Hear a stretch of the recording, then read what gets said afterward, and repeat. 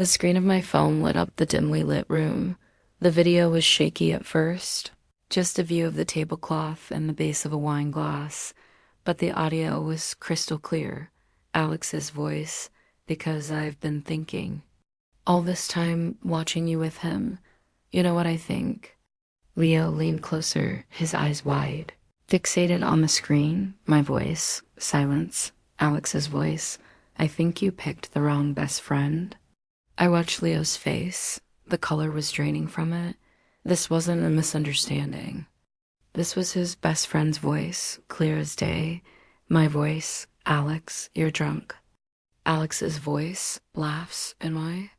Or am I just the only one here telling the truth? He can't give you the fire. I could. The video image jostled as Alex leaned in closer.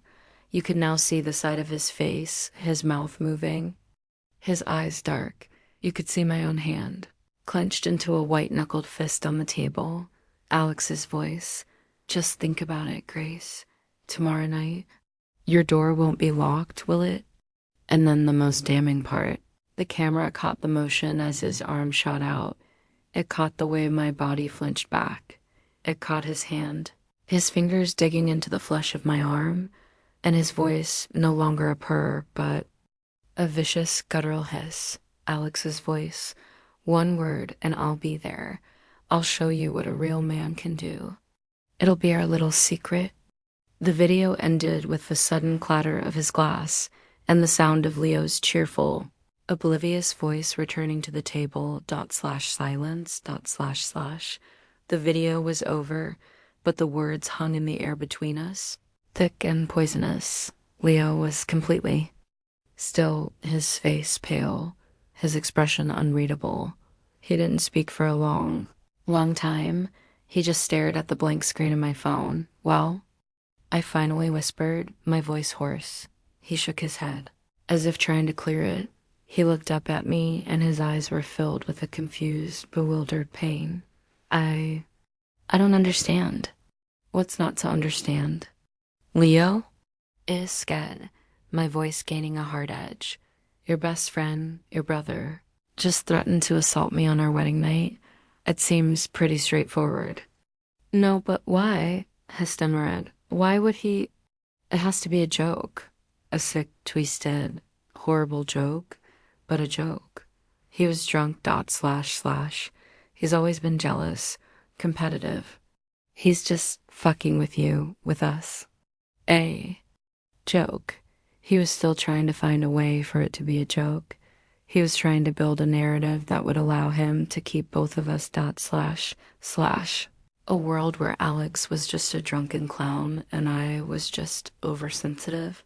Grabbing me like that was not a joke. Leo, aside, the look in his eyes was not a joke. This is who he is, and I'm telling you, I will not have that man at our wedding. I will not have him standing next to you as we say our vows. This was the line in the sand. It was him or me. Leo stood up and started pacing the room. Ruining it, his hand stroke his higher. You can't ask me to do that. Grace, he's been my best friend since I was 5. I can't just uninvite him on the night before the wedding.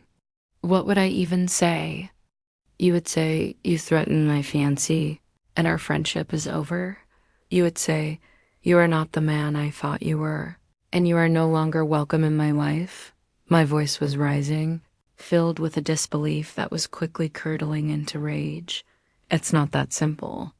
He shot back, his voice cracking with anguish, and then he turned on me // the moment I had dreaded. The one my instincts had warned me about, had irreverent. Why were you even filming him? Had demanded, his eyes flashing with a new accusatory light. What the hell was that? Were you trying to set him up? To catch him in something? I stared at him, my heart turning to a block of ice. He wasn't just defending Alex. He was accusing me. You think I set him up? I is scared. My voice a deadly whisper. I don't know. It's just weird, Grace. You pull out your phone and just happen to record the one moment he goes completely off the rails. It looks calculated. calculated in that moment, watching him, listening to him twist the narrative to make me the villain. I felt something break inside me. It wasn't my heart, it was my faith in him. The foundation he was supposed to represent, the solid, logical structure of our love, was a fraud. It was built on a fault line, and that fault line was named Alex. I had shown him undeniable, irrefutable proof of a betrayal, and he had chosen to question the evidence rather than the man he wanted to believe in. He had chosen Alex. The argument that followed was the ugliest of my life. It was raw and brutal. Voices were raised, tears were shed, accusations were thrown like stones. He accused me of being dramatic, of hating Alex from the start, of trying to drive a wedge between them. I accused him of being a coward, of being willingly blind, of loving the ghost of his childhood friendship more than the real woman standing in front of him. Finally, exhausted and shattered, he grabbed his keys. I need to go. I need to talk to him. I need to figure this out. There's nothing to figure out, Leo. I yelled after him as he pulled open the door. There is only a choice, and you're refusing to make it. He just shook his head, his face a mess of confusion and pain. I'll be back, I sighed. Then he left. He left me alone in our apartment, 24 hours before our wedding. With the ghost of my wedding dress and the deafening silence of his betrayal, he left to go figure it out. But I knew he had already made his choice. The hours that followed were the longest of my life. The apartment, once a sanctuary of our shared future, felt like a tomb. Every object was a monument to a life that was now. Allied, the wedding favors, the guest book, the little box holding our wedding rings. I sank onto the couch. Noob, I replayed the video. I replayed the argument. The words echoed in my head. Calculated, set him up, .. It's not that simple. It was that simple.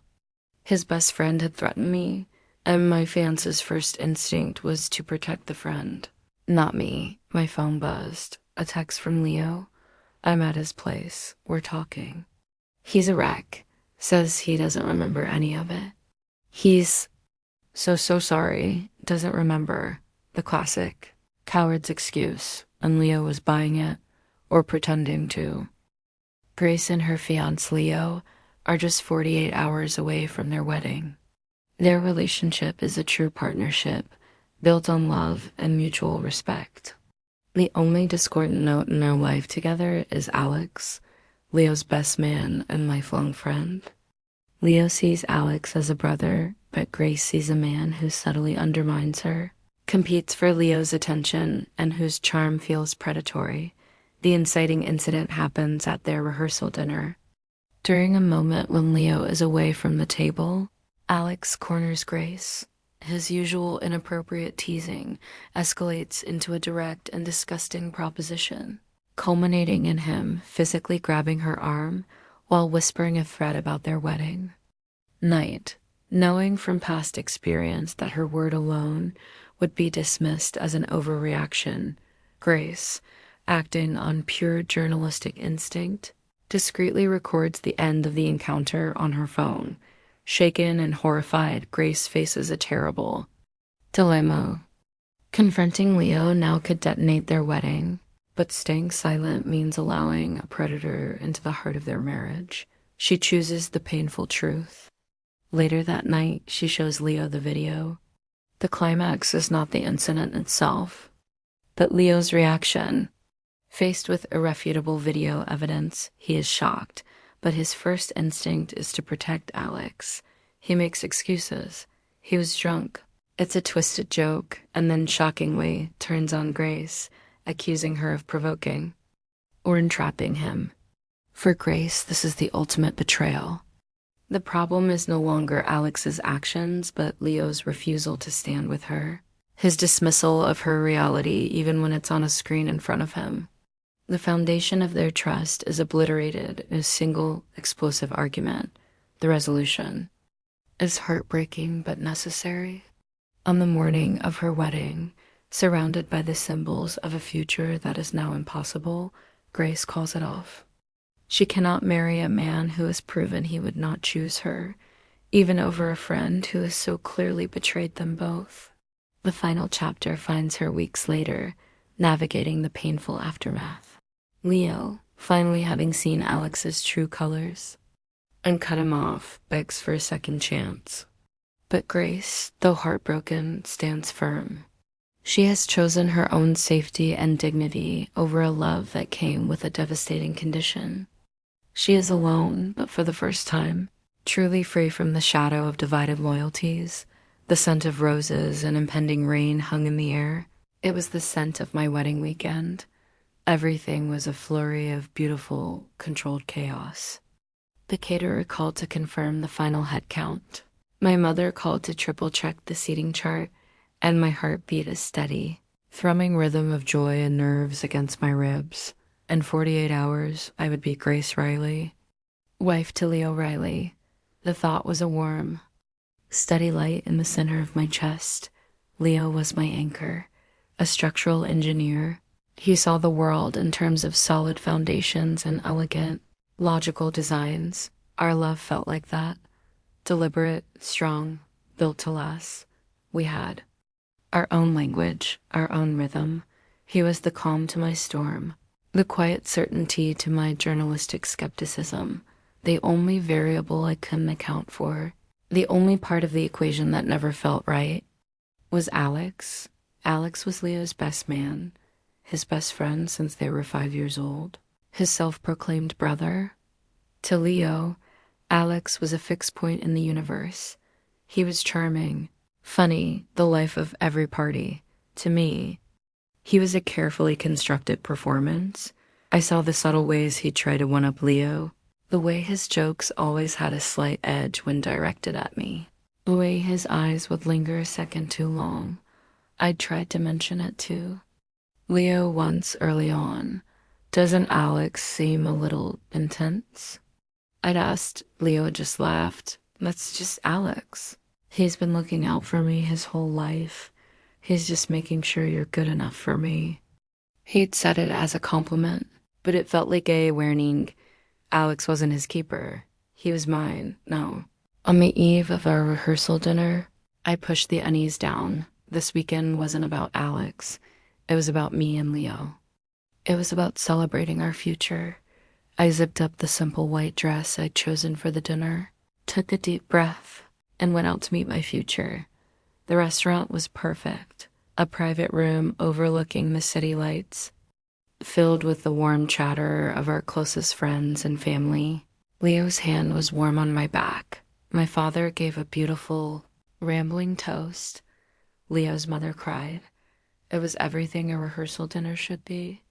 Alex, of course, gave a speech. He stood, wine glass in hand, a picture of confident charm.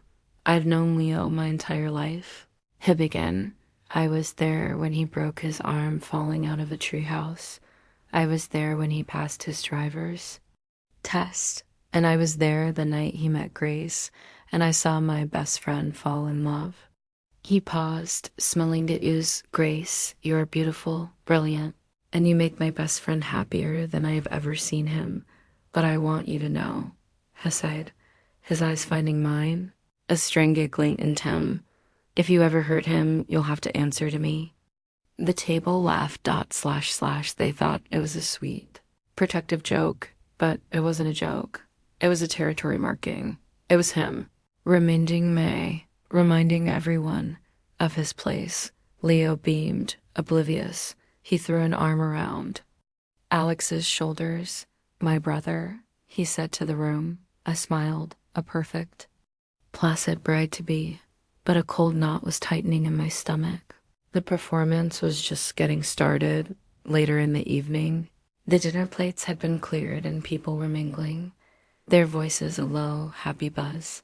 My maid of honor, my sister Chloe, pulled me into a hug. "You look so happy, Grace." So we spared. "I am." I sighed, and I meant it. This night, Tease Man, this life we were building, it was real. The unease about Alex was just a shadow at the edge of the frame. Just then, Leo's phone buzzed. He glanced at it, his brow furrowing. It's the site manager from the bridge project. I have to take this. I am so sorry. Baby, I'll be right back. He kissed my forehead and stepped out of the room into the quieter hallway. I watched him go. And when I turned back, Alex was sliding into the empty chair beside me. He topped off my wine glass. His hand bruising mean. Nervous? He asked, his voice a low purr. A little, I admitted. It's a lot to take in. Don't be, he said, leaning closer. The smell of expensive whiskey and cologne was overpowering.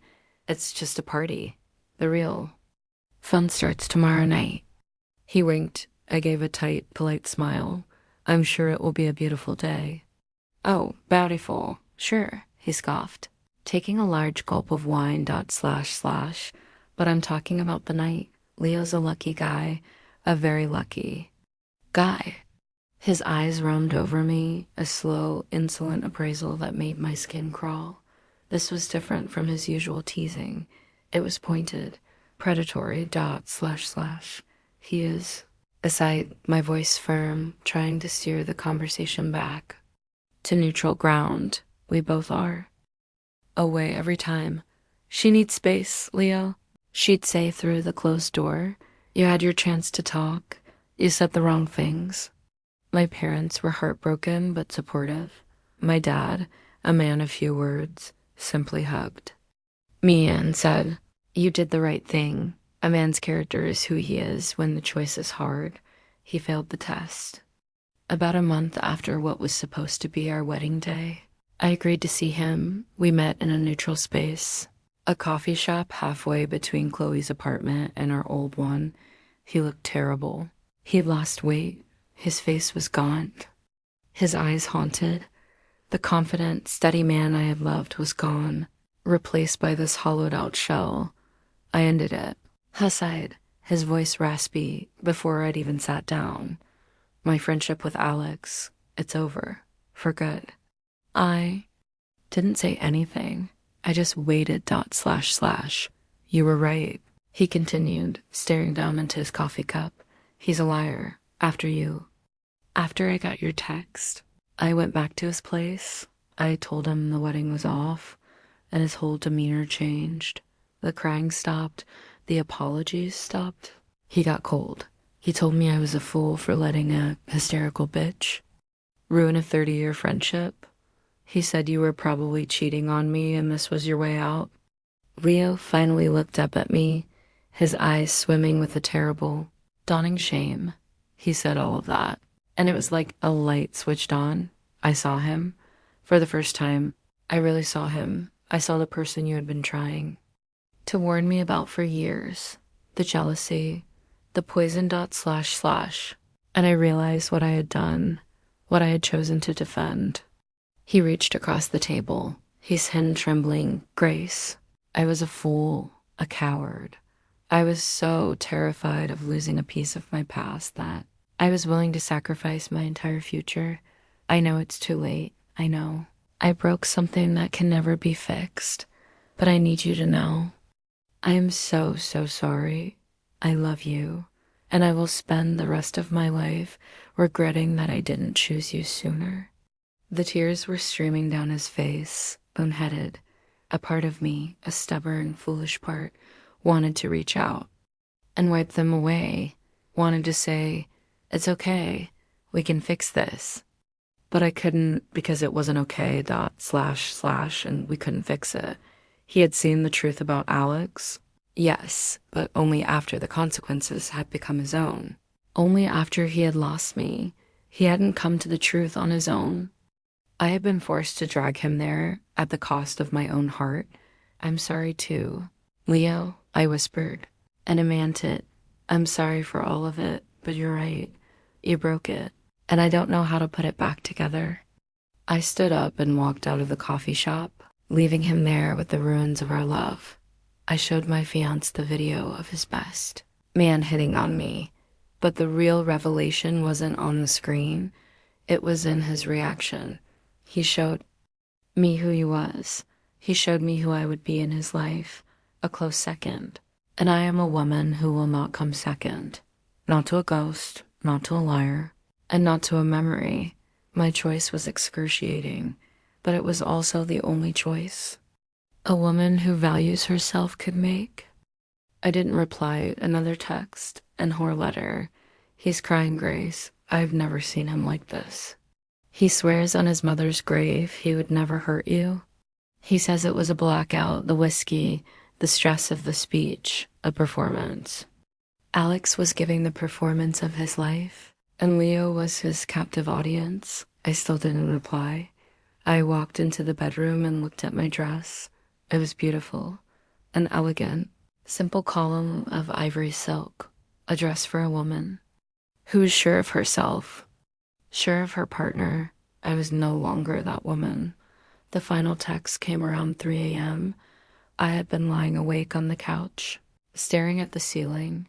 I told him he has to apologize to you. Face to face, tomorrow morning. And then we can all put this behind us and get married. We can't throw everything away over one horrible, drunken mistake. I love you. I read the text message 3 times. Put this behind us, / get married. He still didn't get it. He thought this was something an apology could fix. He thought the problem was the incident itself. He didn't understand that the problem was him, his reaction, his choice. He was offering me a compromise. A future where I would have to stand at the altar with my abuser just a few feet away. A future where I would have to see Alex at Christmas, at birthdays, at the christening of our future children. A future where I would always know that in a moment of crisis, my husband's loyalty was, at best, divided. A future where I would forever be the woman who had set up his best friend, the woman who had overreacted. I would not live in that future. I stood up and walked to my laptop. My fingers were steady as I typed. I started making a list. Call mom and dad. Call Chloe. Call wedding planner. Email guest. Text Leo. The sun was just beginning to rise, casting a pale, gray light into the room. It was my wedding day. I picked up my phone and I started making the calls. The first call was the hardest. My mother answered on the second ring, her voice bright and full of wedding day. Excitement. / Good morning, my beautiful bride. Mom, beside my own voice of strangers, flat and dead. I need you to listen to me very carefully. Don't interrupt. The wedding is off. Silence. Then a flood of frantic questions. What happened? Is it cold feet? Grace, honey, everyone gets nervous. It's not cold feet, I said, cutting her off. I will explain later, but it is over. I need you to call Dad. I need you both to be ready. People are going to start arriving at the venue in a few hours. The next call was to my sister, Chloe. She knew about my reservations with Alex. When I told her, her response wasn't shock. It was a quiet, furious, what did he do? I told her everything, the short, brutal version, the video, Leo's reaction. There was a long pause. I'm on my way. Cecide, then wedding planner, a woman whose entire world was logistics and timelines. She was the easiest to tell. She didn't ask for reasons, only for instructions. I understand, she said, her voice crisp and professional despite the early hour. I will contact the vendors immediately. What is the message for? The guests. The wedding of Grace and Leo has been canceled. We apologize for any inconvenience. Clinical, final, while I was on the phone. My laptop was open. I drafted an email to our entire guest list. The same message. Short, sterile. To the point, I hit send before I could lose my nerve. The digital undoing of a life. The last step was texting Leo. He was still assumed at Alex's apartment, congratulating himself on brokering a peace treaty. My fingers hovered over the screen. What do you say to the man you were supposed to marry in 5 hours? How do you condense a universe of love and betrayal into a single text message? In the end, it kept it simple. Don't come back to the apartment. The wedding is off. I meant what I said. It's him or me. You refuse to choose. So I'm making the choice for us. I choose me. I hit send, and then I turn my phone off. A strange, profound calm settled over me. The storm was over. The decision was made. There was no more anxiety, no more frantic hope, no more agonizing.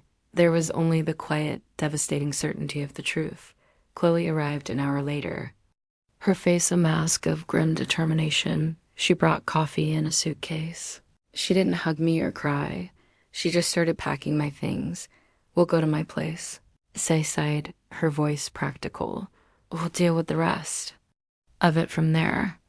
As she was taking my wedding dress down from the door, my phone, which I had foolishly turned back on, buzzed to life. A string of frantic, desperate texts from Leo. What are you talking about? Grace, answer me. You can't do this. My parents are calling me, screaming. What did you tell people? I'm coming over. We were talking about this. I choose you. Okay, I choose you. Just please don't do this. I read the last text. I choose you. The words were hollow, a desperate, last-ditch attempt to stop the consequences of his own actions. He would choose me now because he was about to lose me. He would choose me now because he was facing public humiliation. But when it mattered, in the dark of our apartment, with the truth laid bare between us, he had not chosen me. He had chosen the possibility of a world where he didn't have to. That choice, that hesitation was everything. It was the whole story. Let's go, I said to Chloe, turning my phone off again. This time for good. We walked out of the apartment, leaving behind the flowers, 2 rings, and the ghost of a future I had until last night. Believed in with all my heart. The weeks that followed were a blur of logistics and grief. Undoing a wedding, it turns out, is almost as much work as planning one. There were deposits to be argued over, gifts to be returned, awkward, pitying phone calls to endure. I moved into Chloe's spare room, a refugee from my own life. Leo tried everything. He called, he texted, and my lid. He showed up at Chloe's apartment, his eyes red-rimmed, begging me to talk to him. Chloe, my fierce, loyal sister, sent him. Are we? Him murmured, his knee pressing against mine under the table. I flinched and tried to subtly move away, but he mirrored the movement, closing the space. Because I've been thinking all this time, watching you with him, you know what I think? I didn't answer. I looked around the room, trying to catch someone's eye. Anyone's, but Chloe was deep in conversation with my cousin, and my parents were laughing with Leo's. We were on an island, just the two of us, .. Think you picked the wrong best friend? I whispered. My blood ran cold, ... Alex, you're drunk, I sighed, my voice a low warning. Am I? He laughed, a short, ugly sound. Or am I just the only one here telling the truth? He can give you this. He gestured around the fancy room, the house, the stability, but he can't give you the fire. I could. This was a nightmare happening in a room full of people I loved. I felt a surge of panic, quickly followed by a cold, familiar wave of professional instinct. As a journalist, I had been in hostile situations before. I knew how to document. I knew how to gather evidence, and I knew, with a sickening certainty, that if this escalated, it would be my word against his, the word of the nervous, emotional bride against the word of the loyal, lifelong best friend. I knew who Leo would want to believe. My phone was on the table beside my purse. While he was looking down, refilling his own glass, my fingers moved, swift and sore. I swiped the screen on, opened the camera, and hit record. I propped it discreetly against my purse. The lens angled up towards us. The little red light was invisible in the dim restaurant lighting. He didn't notice. He was too lost in his own disgusting monologue. Just think about it, Grace. He sighed, his voice dropping. Even lower. Tomorrow night, when he's passed out from champagne and exhaustion. Your door won't be locked, will it? Bile rose in my throat, and then he reached out and grabbed my arm, his fingers digging into my skin. His face just inches from mine. His eyes were dark and reptilian. One word, he. Hissed, his whiskey sour breath hot on my face. He let go as suddenly as he had grabbed me, leaning back in his chair, a smug, triumphant smile on his face. He raised his glass in a mock toast. At that exact moment, Leo walked back into the room, smiling. Apologetic. Sorry about that, crisis averted. He saw us, heads close together, wine glasses in hand, glad to see my two favorite people are getting along. Sighed, clapping Alex on the shoulder. Alex just grinned. Always. Men, just giving the bride-to-be a little pep talk, making sure she knows how lucky she is. I felt like I was going to be sick. I stood up, my legs shaking. Excuse me, I mumbled, grabbing my phone and purse. I just need some air. I practically ran from the room, my heart hammering against my ribs. I didn't stop until I was locked in a stall in the ladies' room. I leaned against the cool marble, gasping for breath. My hand was shaking so hard I could barely. Press the stop button on the video //40-7 seconds. 47 seconds of audio and video that had just blown my world apart. The knot in my stomach wasn't just unease anymore. It was a ticking bomb. I splashed cold water on my face. Staring at my reflection in the mirror, my eyes were wide with shock, my skin pale beneath my makeup. The woman staring back at me was a stranger. The happy, excited bride was gone. In her place was a target and a witness. I managed to compose myself enough to return to the table. I feigned a headache, a common enough bridal ailment, and said little for the rest of the evening. Every time Alex caught my eye, he would give me that same smug, knowing smirk. He thought he had me. He thought I was trapped, silenced by the social pressure, by the impending wedding, by my love for Leo. He thought I would swallow his secret and choke on. If for the rest of my life, he didn't know me at all, / the drive home was agony. Leo was in high spirits, recounting funny stories from the dinner, completely oblivious to the silent, screaming chasm that had opened up between us / Wasn't Alex's speech great? Said, turning onto our street. He can be a clown, but he really came through. He loves you, in his own way. I just made a non-committal noise in my throat. I couldn't speak. The 47-second video was burning a hole in my phone. In my mind, back in our apartment, the place was filled with the final, joyful preparations for the wedding. My dress was hanging on the bedroom door in a white garment bag, a silent, ghostly presence. Boxes of wedding favors were stacked in the corner. A beautiful, framed photo of us from our engagement shoot sat on the mantelpiece, us, smelling happy from a world that no longer existed. Leo came up behind me and wrapped his arms around my waist, nuzzling my neck. One more day, Grace, I whispered. One more day until you're my wife. I stiffened in his arms. I couldn't do this. I couldn't walk into a marriage with this poison between us. I couldn't look him in the eye at the altar, knowing what his brother had done and knowing that Leo himself was a willing accomplice through his own willful blindness. I gently pulled away and turned to face him. My heart was hammering. This was it, the point of no return.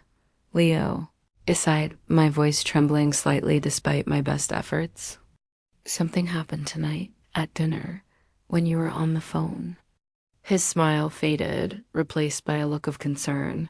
What is it? Are you okay? It was Alex. Aside. He said some things to me, and he grabbed me. I watched his face carefully. I saw the initial shock, quickly followed by a flicker of something else. Skepticism, denial, dot slash slash. Grabbed you? His brow furrowed, dot slash slash. What do you mean? Like playing around? Alex can get a little handsy when he's drunk. Handy. The word was so dismissive, so belittling. It was like a slap in the face. No. Leo. Aside, my voice getting stronger. Colder, not handy. He told me I'd chosen the wrong best friend. He told me he could give me fire. He told me to leave my door unlocked for him on our wedding night. And then he grabbed my arm and threatened me. He said it would be our little secret.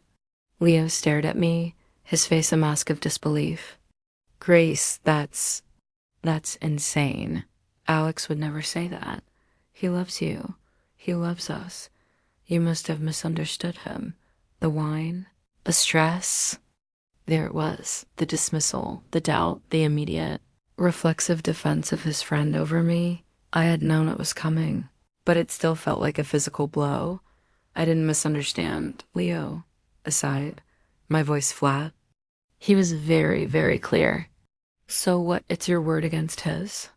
Esket, a note of frustration in his voice, as if I were the one creating the problem. No, aside, and I held up my phone. It's not. I took a deep breath. I have a video. And I pressed play.